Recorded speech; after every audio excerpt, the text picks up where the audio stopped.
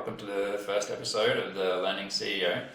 Today we'll be covering going from an idea or a concept through to working out whether you need a business plan or not for that, working out what strategy to use to succeed in the market, and then working out how to provide value to your customers. So I'll be using some real-world examples of things that I've done not so well and some things I've done well. And I'll be handing over some tools and techniques that I've used to success. So I'll give you my business plan templates. I've built some custom GPTs to be able to help you understand the theory and then apply that to writing a business plan. I hope you get some value out of it. Let's get started. So the first thing I'll highlight is the framework that I'll be using for all of these sessions will be pretty consistent. So it'll be that learn, combine, apply approach. So the theory is on the left-hand side here, and the one will be how we bring those concepts together and supercharge them, and then I'll be sharing how we can apply those to, or how I've applied them to my businesses, and I'm happy to share those to others to see if they get value out of it. So the three bits of theory that we'll be running through today are the Ansoff matrix for deciding whether we should or shouldn't do a new venture and understand the risk profile for that, and that'll answer the question on whether to do a business plan or not. Then we'll cover Porter's generic strategies, which is how to compete in the market, and we've got the value discipline model, which is when you do decide to apply a strategy in a market, how do you differentiate yourself? And there's three different approaches to that I've used to great success. So we'll start with the first of the bits of theory, which is the Ansoff matrix. So this is how you learn how you apply a analysis to whether you should enter a new market or whether you should develop a new product or both. So one of the things I learned about how not to do new venture starting was in my early career. I was a CEO of an app business company, and the full extent of my business plan for that business was, are you ready for it? I met with a bunch of my uni friends and we got together and said, you know, we should do apps. People love apps. End of business plan. So as you can imagine, that didn't go very well. Turns out nobody wanted apps because it ran bad, and how the cost for customer acquisition is in a very competitive market and the difference between supply and demand. But that's a whole separate video.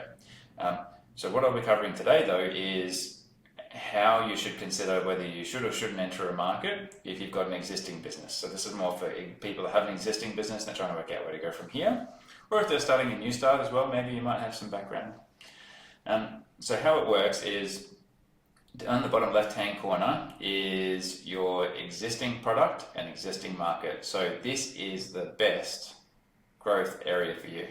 So if you can simply expand the penetration in your market, so that means same geographical region, same customer base, same product, and you can find more customers like the ones that you've got at the moment and just penetrate that market further. That is the ideal growth strategy, and for all of the ventures that I've done so far, that has always been the most successful. It's the lowest risk as well. So how the model works is you can move either into a new product or into a new market, and each way that you move increases the risk posture for you, but also creates opportunity if you understand and plan properly. So what we'll look at here is if I have market penetration moving across to product development, what that means is I want to offer additional product to my existing customers. So I don't have to find new customers. I've already got the contact list of all the customers that I've got, and I want to expand what it is that we do for them. So I may develop that product myself. I may do that through partnership, and I may, offer something slightly different, not necessarily product. It could be a different service that I could offer to that customer as well. So what the research says is that goes from green to yellow then, which means that is riskier because we don't actually know if that customer wants that thing.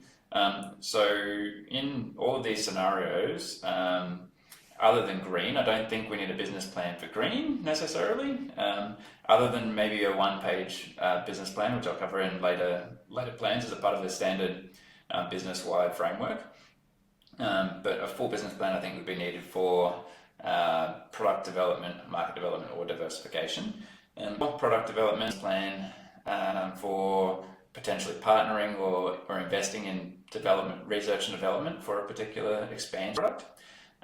So yeah, that is one area of risk. So it's not because you don't have to go and find those customers, but so I would spend time discussing that with those customers before I'd even. So I would go and meet with my customers, and I would then see if I was able to offer something in that area, would they be interested in it? Then we've got market development. So market development is our existing products, but in a new market. So that could be something like geographic. Maybe it's taking a product from one state of Australia to another state of Australia, or from Australia to New Zealand, or from one country. The greater the risk is. So for example, if you move with another language or a different culture, there's a lot to learn. So I think, although they're both coloured yellow, I think for me, I've experienced product and market development based ones. Business development is hard, especially in different cultures and different geographies. So I would spend less time looking for opportunities for market development unless I knew a lot about it and I did a study tour or something like that to understand myself what products there were in that market and whether there was competition or not in that area. And then the last analysis is diversification. So if you want to go diagonally, so market penetration through to diversification, that would be whole new product, whole new market. So I've done this quite a few times and I've failed every single time. I am currently doing one of these, but actually doing okay, probably because I've got a lot more experience now. And what I would say is this at your peril. You really need to understand exactly what you're doing in a diversification play, and you need to have some sort of an insight into that market. Because what I found is if you are looking as an outsider looking into a market to say, oh, they're all silly, they're all doing the wrong thing. I know much better than them. No, you don't. They've been doing this in that industry for a while, and markets are quite efficient. So I would do a lot of research before I'd consider doing anything in diversification. So I would have a very thorough diversification. I would do a very long worth of research on this before I'd even consider doing it. So to answer the question of do I need a business plan or not, it depends on not necessarily a full business plan for market penetration. Probably one development or market development, absolutely necessary for diversification. Okay, so that's the Ansoff matrix. So if you want to know a bit more about the Ansoff matrix, I have created a custom GP. I'll share all the links for these in the posts, but the Ansoff matrix coach, you can click the button there to teach me about it. So if you want to learn more about it, it's a bit more thorough than what I am in a couple of minutes. And then how do I apply that to? I'm not sure which box you're in or which initiative you're talking about there for the one that you're trying to consider. You can just consult with this coach and it might be able to help you understand what the risk of that initiative might be. Okay, so for the next one we'll cover is Porter's generic strategies.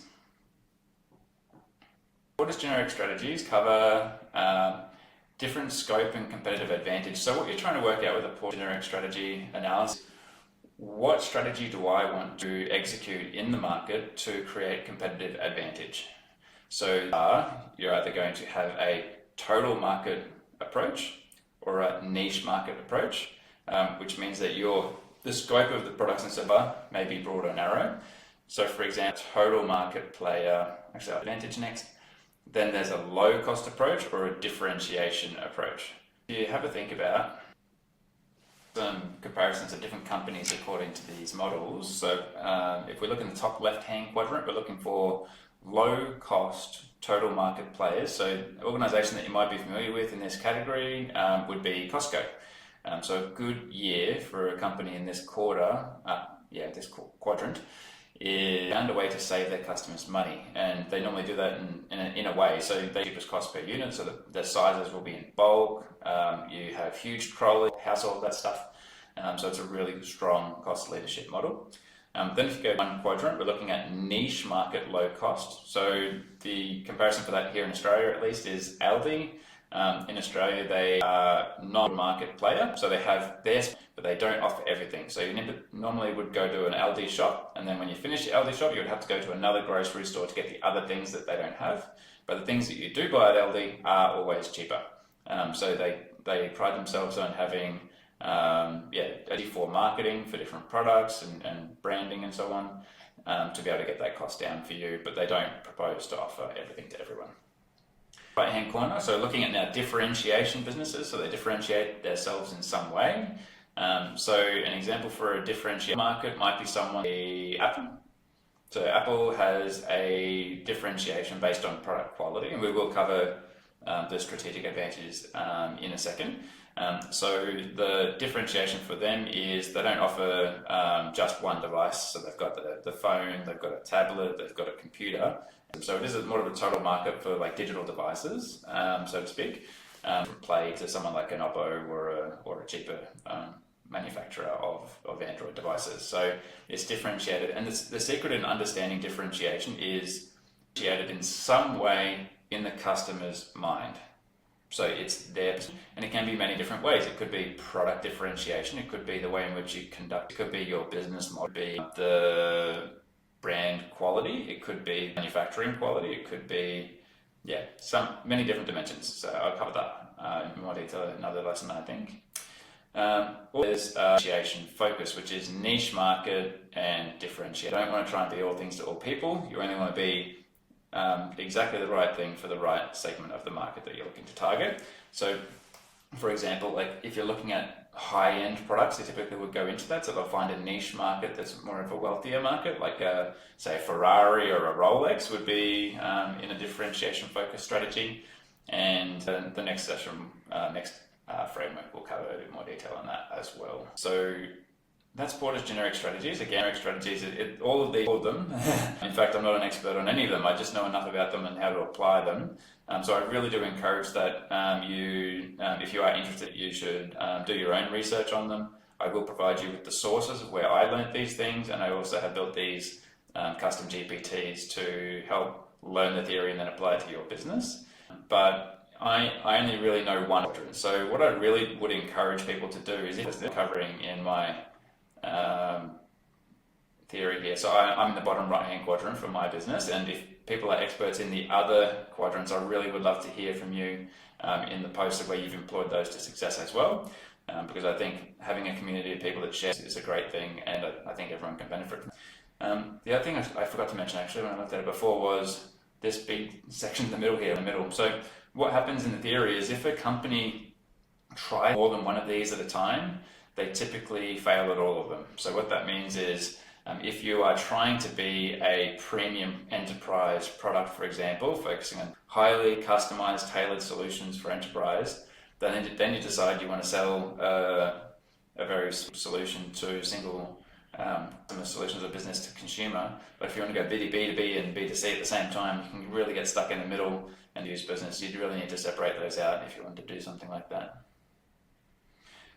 Okay, so if you want to learn more about Porter's generic strategies, you can go across to the Learning CEO. I'll share this custom GPT with you as well, where essentially click this first button to learn more about Porter's generic strategies, and then you can interrogate the AI to learn more about a particular one. And then how does that work for you? So you can then apply that theory to your business and your context, so in your pocket. Okay, so the next value discipline model. So the value discipline model is trying to find a way to provide value to your customers that's meaningful to them. So there's three ways that organizations can typically do that. So they could either be product leaders, be operationally excellent, or they could be. So what the theory says about these is actually all businesses have all three. There's a minimum level of threshold for a business to be a good business, but they wouldn't. To be strategically, they should really choose one that they want to do really well at and optimize their business for that channel. So for example, before when I talked to product leadership is what they do really well. For them is when they interact with their customers, they spend their time doing a lot of research and development, spending a lot of money to understand what they think people want. And this is what what the people needed, and he spent a lot of time to his vision. And then he released it, and people didn't even know they wanted it until they bought it, and then they loved it. So that's when you have leadership and productivity. So for operational excellence, that's when you're continually optimizing your business to be as cheap as possible to manufacture, to produce your service, and to pass those savings on to your customers, and they get value through reduced prices over time. Then customer intimacy is really understanding what it is that your customers want, so much so that you may even know their business better than they do, and then making sure that your solution meets their needs. So in my world, that's where we sit. So I provide a customer intimate solution to hospital different, and I'm very much in the focus differentiation quadrant of the Ansoff matrix. So I'm using both of these two models combined because the business strategy is focus differentiation, and how I differentiate our business is through customer intimacy. So we spend a lot of time on every single part of our business to make sure that we deeply understand our customers' needs and our products suit their needs and are tailored to their individual challenges. Okay, so the next thing I'll do is I'll give you a bit of an explanation of like a custom intimacy story that I give to my staff, just to articulate just one of these. So as I said, I'm not an expert on all of these things. I'm just going to cover what I do in my business, and I'm covering one quadrant and one piece of the value discipline model. There are equal strategies that exist in all of the other quadrants that are great strategies given relative differences in markets. But I'll give you an example of how I use the culture of our business to drive that strategy forward.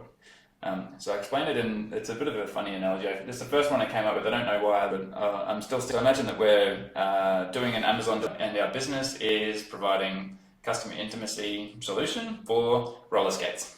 So we turn up as an Amazon delivery driver to the front door, and we've got a box to deliver to that person. We push the doorbell, and the person answers here's your box, I've got a delivery for you.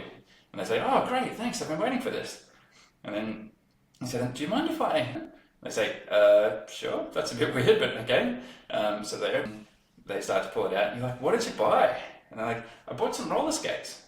Roller skates, oh cool. So what are you kind of... So I got some roller skates here, I got my helmet, and I'm just going to ride them around the wooden floorboards. And I've got a bit of room there, and I just want to learn how to skate, because I've always wanted to do it since I was a kid, so I want to learn how to do that. I'm like, that's great. Well, do you mind me watching while you try it on? It's like, yeah, sure. So she puts on the roller skates and then goes to put the helmet on, but it just doesn't quite fit, just a little bit short. You know what? Actually, I've got my back pocket right here, so I can help you loosen that off and it'll fit.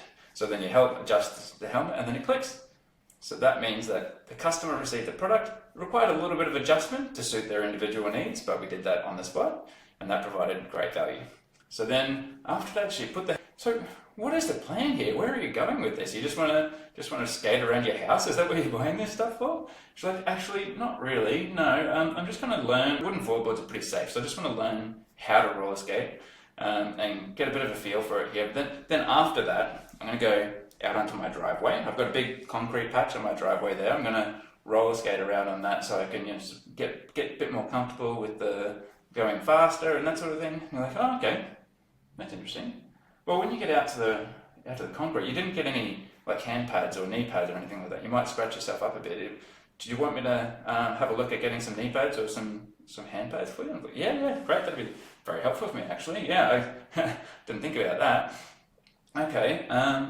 What's the plan from there, though? Is it just you just went to the driveway? Is that the goal? She's like, no, not really. I just want to start. My friends are going out to the roller skating rink every Friday now, and I can't go because I don't know how to skate. But I'd really like to join them in that. I think it'd be really fun. And we used to do that sort of thing when we were kids, but I'd love to get back into it, and I'd like to hang out with my friends to learn how to do that. I'm like, right. So the goal is that you actually want to go and enjoy the time with your friends. That sounds pretty cool, but the skates that you bought, they're just like beginner learning ones, like training skates. You might want to get something a bit more suitable for the skating rink at that point. So maybe we'll be in touch. How long do you think it'll take you to get familiar? And she's like, oh, no, I think I could do it in about 3. Okay, we'll connect in 3 months' time and how your roller skating journey is going, and see if you might want some maybe roller blades or some maybe ones that glow in the dark because you've got the roller skating rink now. And that's essentially what it looks like for a customer intimacy story. So the main differences between just a generic total market play would be something like delivering the box, leaving it at the front door, not talking to the customer. In this scenario, it is fully understanding what the customer's needs are, making sure that we deliver those needs by adjusting it, so we adjust the data, and then understanding a lot, like being intimate with that customer and understanding a lot about not only what they're doing now, what they're doing next, and what is actually important to them, which in this sense is getting to spend time with their friends. So it's a pretty weird example, but that's the one I came up with and I'm sticking with it. So what I'll do now is I'll cover bit of this stuff, right? So I just covered the value discipline model and customer intimacy. Same as the other models, I have created a custom GPT for that one too. So you can go to the value discipline coach and click, can you teach me about the value discipline model? And then you can apply that to your business as well. And I believe that the value discipline model applies in a couple of different ways to the Porter's generic strategies, because it can apply on all of the differentiation dimension. Operational excellence can also play into the cost dimension. So there is a bit of an overlap between those and I do like to apply them for customers. Okay, so what we're going to cover next is research and a business plan. And we're going to consider that we're doing an analysis for a particular real world scenario that I've got, that it's a good initiative, but I'm choosing not to do anything with it. So that means you really do understand focus when you can find great initiatives that you decide not to do. That's when you really know how to focus. So it's a scenario. So we built a mask fit testing solution that was really popular during COVID for hospital workers, where essentially they need to get the N95 masks tested so that they could check that they would fit all the way around the outside so nothing would get in. So we discovered that although that was really COVID, it's getting less popular these days because of hospitals and the relaxing requirements for those. But we did identify that there is an opportunity for doing that in safety. So it's an area that's different to our target market. So if we have a look at the particular analysis, is we've got an existing product and existing market. Existing market is hospitals, so we do software for hospitals. The existing product, we built that mask fit testing product a while back for our respiratory product, Base. But if you look at what this product is, it's actually a new market for an existing. I actually have done a couple of depth interviews with some people in that field and discovered that no, it is actually more complicated than that. It's a product new market because there's a lot more steps involved, actors in between the person who needs the test done and the person who receives the test, who conducts the test essentially. So that would be probably more of a diversification play. So, but I'll use that as an example to do the business plan anyway. And I do have to say that majority of a business plan is not actually writing the words of a business plan. In my experience, the good business plans that I've done were 99% thinking, 1% document.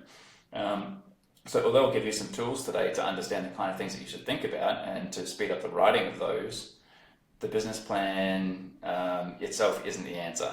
It's actually trying to work out, is this a good strategy? Is there a competitive advantage? I work out how to give myself the best chance of success. Okay, so what we'll be covering is, I'll show you the business plan template to start with. So I will give you my business plan template. Use this business plan template to get a high distinction in my MBA, but also to successfully launch 2 ventures over the last few years. One of those 2 ventures using this template after 2 years, so it's been pretty successful. I can't say that my business plan was the main reason for that, it's just that I did happen to use it for that. All the credits to go to the team that's been really successful. They've really knocked it out of the park, so it's a pretty impressive team. But what I'll cover in the business plan today is I'll just send over the business plan template because you can do your own reading on this. It's a pretty standard looking business plan template, not really groundbreaking, but the key things that I think that are essential for a business plan. So things like the background. So why is this of interest? Why is it important? The opportunity. So what opportunity is there to take a market or to expand a product or so on? The strategy that you're choosing to employ for that, which is using the Porter's generic strategies. Competitive advantage, how are you going to be different in the market? So that's using the other framework. What people do you need in what roles to be able to be successful? Then financials, how do you need to spend to be able to get it off the ground? And then what does it look like forecast and loss and cash the first few years of its life? Then there's risk and action toward the bottom. A bunch of things that you can add to the bottom to support the business case, and I've successfully used this to get funding for 2 projects in the last few years, so it's a pretty successful approach. But what I will cover toward more at the end is I've also made a tool to write this business plan. So essentially trained this AI to build business plans based on my approach, It's not the only way to write business plans. There's heaps of different techniques out there. This is just the one that I've used. But if you say, can you help me write a business plan, it will actually guide you through and ask you the questions. So that when I was talking about the thinking part of it, that's what this tool is designed to optimize for. It's to ask you the questions that you really should think about when writing a business plan, and then it will, at the end, produce the document that I just showed you. So I hope you do find that as useful to help you think through these initiatives. But I do have to say that it will faithfully build you a business plan for a terrible idea if you ask it to. So don't think that just because you've written a nice, good idea, I really like the theory on which quadrant it's sitting in to determine. And majority of the new ventures that I've heard about or seen are in the diversification quadrant. And there is a very low success rate for businesses in that. I really encourage you to think about the probability of success according to the risk matrix. But the ones that do well actually are ones that really know a lot about their markets, just one step or up. Okay, what I'm going to do now is that using that demo for thinking about here, we're going to go and then do some market research, and I've got some prompts built for using ChatGPT. I normally actually would use Perplexity for this, but ChatGPT, so I had to redo my presentation. But what we're going to cover is some market research to size up a market according to the given area that we're researching, and then to do some competition research using the Porter's generic strategies to try and work out what strategy are others employing in this market, to work out how I can then differentiate myself from them. And then we'll piece those together in the business plan tool, and we'll go from there. Okay. So we'll do some market research. So the example that I gave was, I've written this plan. I'll give these to you as a part of the communication today. So the prompt is, can you identify customers, so in my instance, mask fit testing service providers for occupational health and safety in Australia, New Zealand, UK and Ireland? That's where my customer base is. And can you categorize them by small, medium or large? And then I've sized up each of those opportunities as 1,000, 10,000 and 100,000, just for experimental reasons. There is no logic behind those numbers. If you're one of my competitors watching this video, I'm not going to give you my... There we go.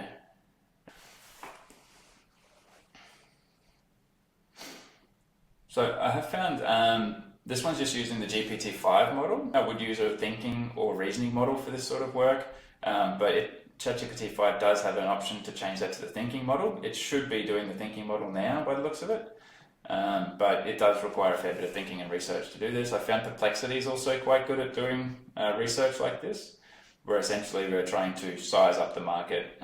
So what this is doing is identifying the total addressable market. So it's going to try and find out what size could be available, but it doesn't mean you're going to get all of that. So there's a difference between total addressable increase every year if you're successful. But it's just essentially working out, is it something I should be going after at all or not? Should I even start? So that's what it's going to do. I haven't actually done this prompt, so I'm interested to see. So yeah, it's come up with a total addressable market here of a quite small market. So Australia, it's about 340 grand, New Zealand's 40 grand, UK is. So a total addressable market of about 1.88 million, which is quite useful. But yeah, essentially that works. It's not a huge market for us to want to do something in, because you need to consider that of that 1.8 million, are you going and what penetration rate can you expect? And it would be a much smaller number. You might be able to make a small business out of that, but not a big one. And it's so I think that could apply to everyone, to be able to use that sort of technique to work out should you even start it or not.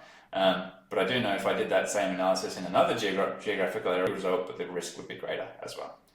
You can work out sizing. The next one is, can you research, so this one analysis, can you research competitors for the same thing, mask fit, and map Porter's generic strategies?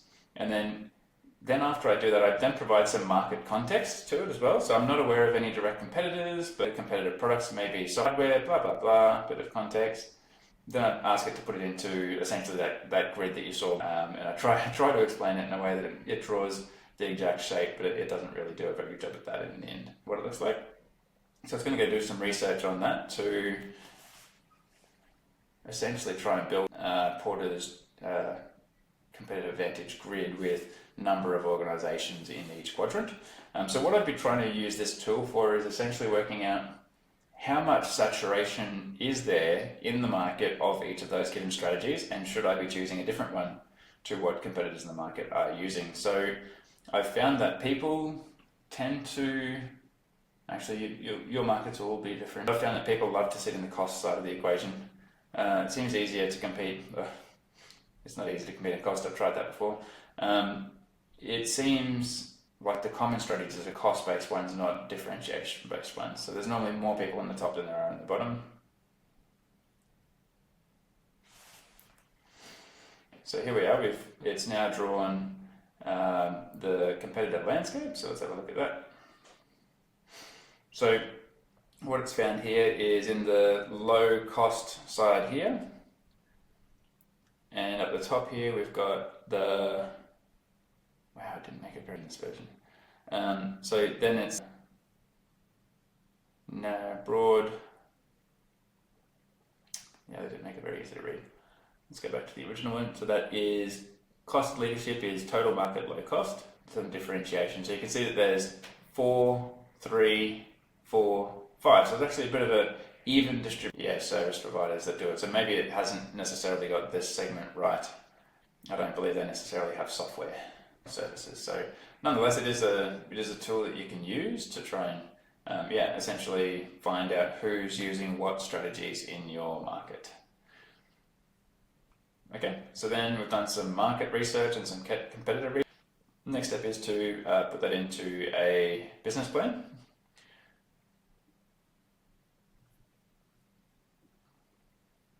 So the business plan writer here is essentially taking that template that I'm going to send through to you and then turning that into a business plan. So let's click that.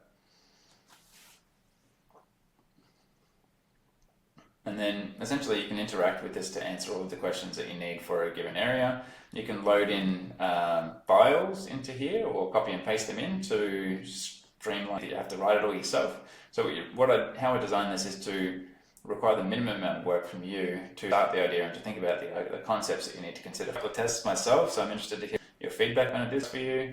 But essentially, you just got to follow the prompts to be able to use this. Business research is because we'll copy and paste the results of that in. So you essentially just say, take this here, paste it into here. And you can do the same thing for competitor analysis. And paste that in as well. So essentially we'll try and streamline the process for writing, but you don't have to be too accurate or too fancy on these, it's pretty resilient. So ChatGPT 5 turns out is pretty good from what I found, but it just extracts all the notes that I provided and moves on to the next section, so it can help you write the business plan essentially. I won't go through that today, but hopefully you can have a play with it and get some value out of it. But the last thing I wanted to leave you with was that all of this information I will be sharing. I've made a Notion page for. So this video is called From Strategy to Results, the plan that bridges the gap. So essentially we're trying to get to a business plan based on the theory. In here you can find all of the sources for the theories that I've used. So they're all based on books and research. I've also got the ChatGPT for each of the theories, how I combine those together, and the prompts that I use for market research and competition research, a template, and the business plan writer GPT. Hopefully you got some value out of this session. So let me know if you found it useful or not. I do intend to do quite a lot of these, so I'm keen to hear what's of interest to people and what they've got out of it. And I also would like to hear from experts as well. So if you are an expert in these given areas, so I'm not an expert, I'm learning, the learning CEO. But if you are an expert in any, do feel free to speak up and then share what you've learned or what you know about the particular topic area and share that with the community. So hopefully, as a collective, we can all improve our businesses using the sort of research frameworks. Feel free to comment on the LinkedIn to share your thoughts and to, thanks very much for listening.